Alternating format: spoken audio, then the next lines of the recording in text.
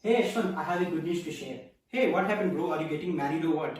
No, Yaswanth, I am buying a new house. Oh, that's a great thing. But I heard that you are saying you are not saving enough from your salary. Then how come you become rich all of a sudden?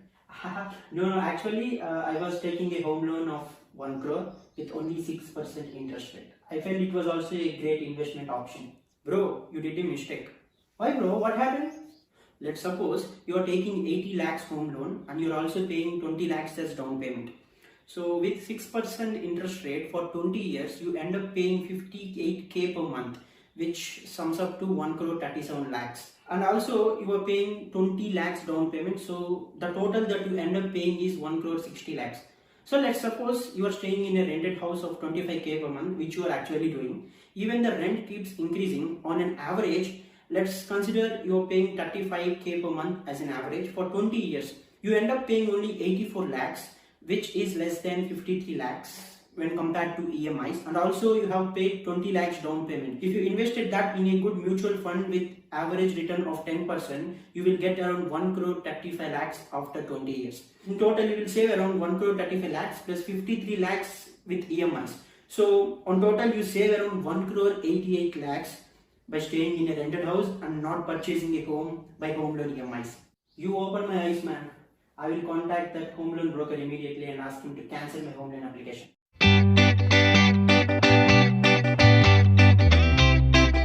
My personal opinion is like buying a house is not a good idea when you don't have enough money. So it is not that you need to stay in a rented house for all your life. So my intention is like, don't buy a house with home loan, because ultimately the thing is you will lose a lot, and instead if you live on a rented house, it will save you a lot.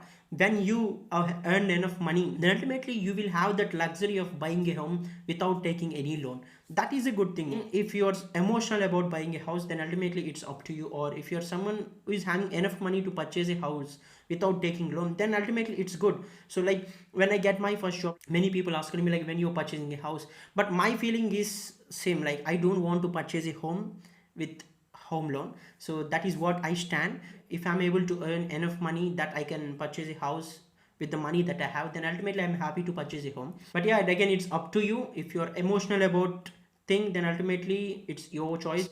Having a house with EMIs is like you're not owning completely, bank is owning your house as long as you completed paying all the EMIs.